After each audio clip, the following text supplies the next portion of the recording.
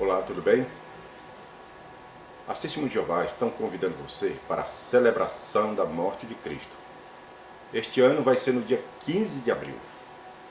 Então, no dia 15 de abril, eles estão convidando todos para assistir à comemoração da morte de Cristo. Você vai ver aqui um trecho do vídeo que eles postaram no seu site, jw.org, onde eles fazem o convite para as pessoas estar presentes na celebração da morte de Cristo. Nesse vídeo você vai observar duas mentiras, dois erros graves.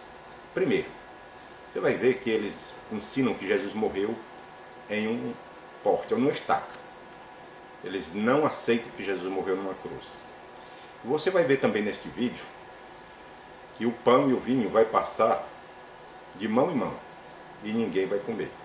Eu fui testemunho de Jeová por mais de 10 anos, nunca vi ninguém comendo do pão e bebendo do vinho na celebração da morte de Cristo. Então você vai assistir esse vídeo e observe que ninguém come desse pão que passa de mão em mão. Por causa do que Jesus fez por nós. Ele veio à Terra com um objetivo. Ele deu sua vida pelas pessoas que amava. Na noite antes da sua morte, Jesus pediu para celebrarmos seu sacrifício. Ele disse: "Persistam em fazer isso em memória de mim." Na mesma data em que ele morreu, pessoas no mundo inteiro vão relembrar a morte de Jesus. Convidamos você e sua família para estar junto conosco na celebração da morte de Jesus. Essa reunião vai mostrar por que a morte de Jesus foi tão importante e como você pode se beneficiar das promessas dele. As Testemunhas de Jeová têm dois textos base para formular sua doutrina para esse evento. O primeiro é Lucas 12:32, que diz assim: "Não temais, ó pequeno rebanho, porque a vosso Pai agradou dar-vos o reino." Então eles ensinam que esse pequeno rebanho são aqueles 144.000 que é falado no livro de Apocalipse. Então o ensino deles é que somente quem faz parte dos 144.000 pode comer do pão e beber do vinho. E aí eles citam também o capítulo 10, versículo 16 de João, que diz assim: "Ainda tenho outras ovelhas, que não são deste aprisco. Também me convém agregar estas, e elas ouvirão a minha voz, e haverá um rebanho e um pastor."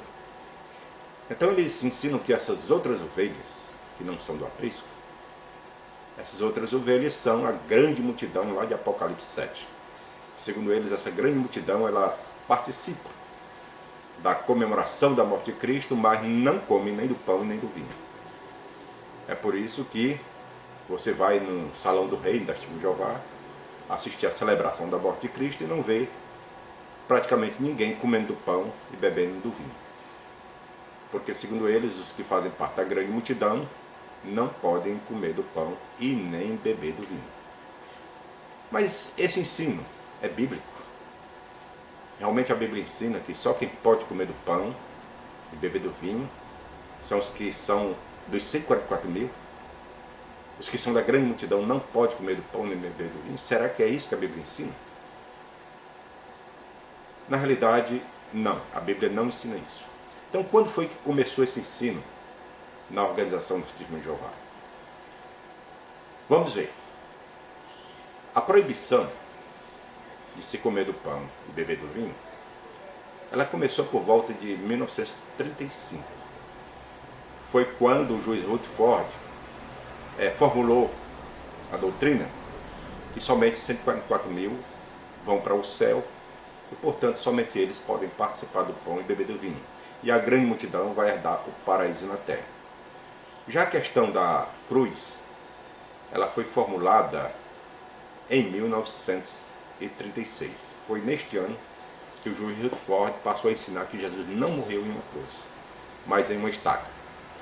No entanto, como se sabe, todos os cristãos, desde o primeiro século até agora, sempre ensinaram que Jesus morreu em uma cruz. Somente em 1936, o juiz Rutherford, que foi aquele que predisse para 1925 a ressurreição de Abraão, Isaac e Jacó, ele também fez outras previsões que não se cumpriram. Por exemplo, em 1941 ele disse que faltava apenas alguns meses para acontecer o Armagedon. E ele foi o autor de muitos falsos ensinos. Inclusive ele rejeitou muitos ensinos do Russell e formulou os seus próprios ensinos. Agora vamos observar uma coisa. Será que Paulo, Pedro, os apóstolos, falaram que somente 144 mil irão reinar com Cristo e somente eles poderão comer do pão e beber do vinho? Não. Nem Pedro, nem Paulo, nenhum desses apóstolos ensinaram isso. Mesmo porque, quando Pedro e Paulo eram vivos, não existia esse ensinamento com relação a esses 144 mil que foi visto por João no Apocalipse. Por que não existia?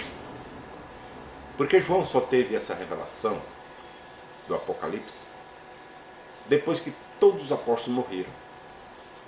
João foi o último apóstolo que morreu e ele já foi ter essa visão lá para o fim da sua vida. Quando ele teve essa visão, os apóstolos já tinham morrido. Portanto, nem Pedro, nem Paulo tinham essa ideia de que somente quem fazia parte do pequeno rebanho, que é os 144 mil, podia participar do pão do vinho. Então é um ensino que não tem fundamento, é um ensino totalmente falso. A Bíblia mostra que todos que são cristãos devem comer do pão e beber do vinho.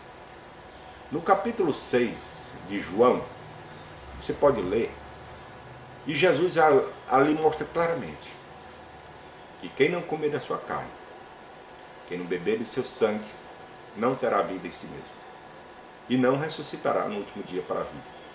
Então veja bem, é muito importante se fazer parte do corpo e do sangue de Cristo, porque só faz parte de Cristo, só tem a esperança de vida eterna quem come do pão, quem bebe do vinho. Veja o capítulo 6 de João, leia com atenção e tire suas conclusões.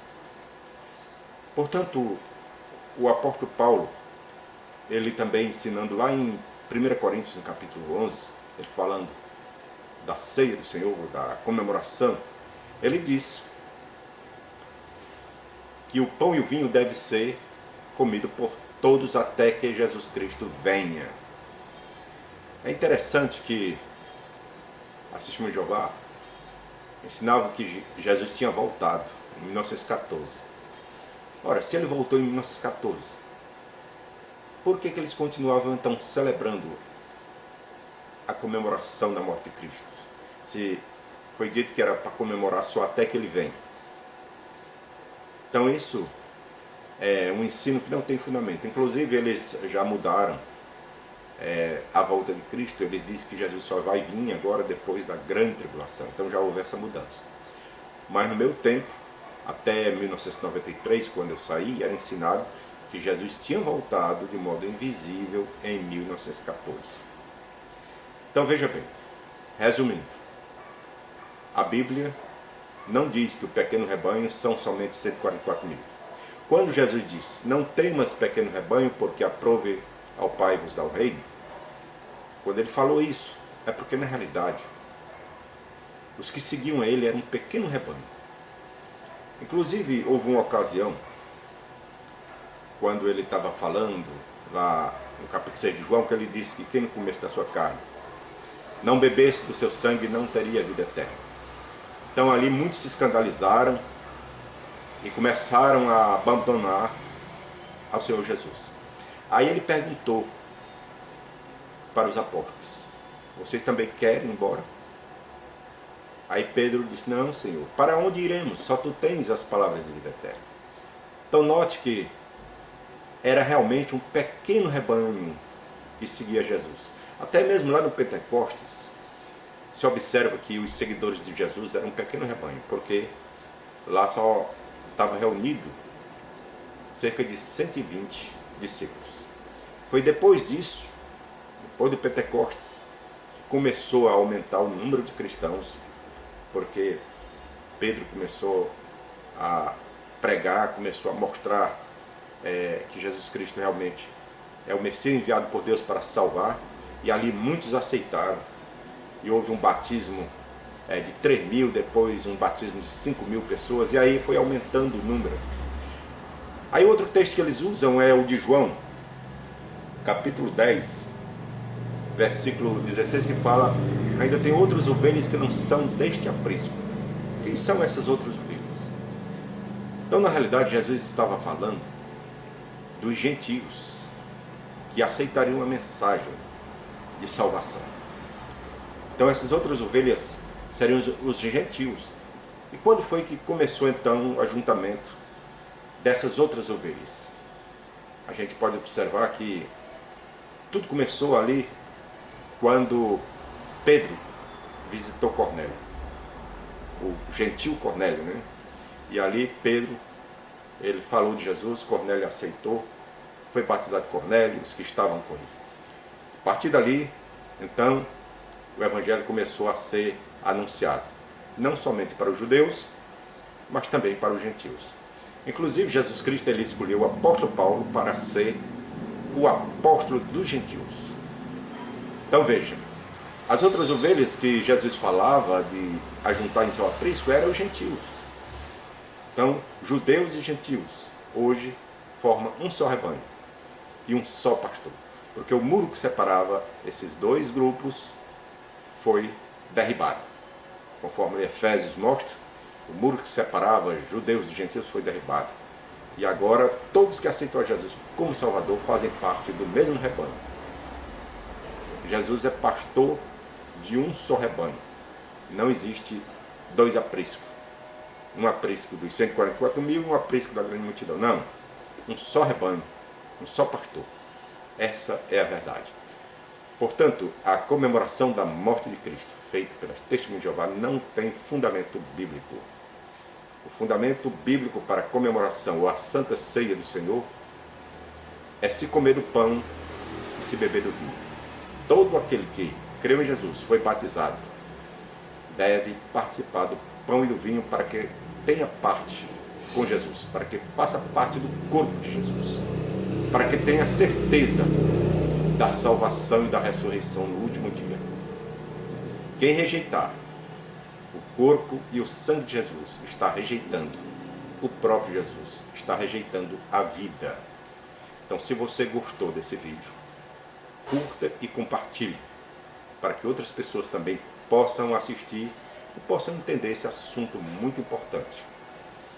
E se você tiver mais alguma dúvida sobre este assunto, leia com atenção ali as palavras de Jesus, em Mateus, em Lucas, em Marcos, e você vai observar que Jesus diz que todos devem participar do pão e do vinho, porque Jesus deu seu corpo, deu seu sangue para nos salvar do pecado. Então todos nós precisamos participar do corpo e sangue de Jesus, porque o sangue de Jesus é que nos purifica de todo pecado.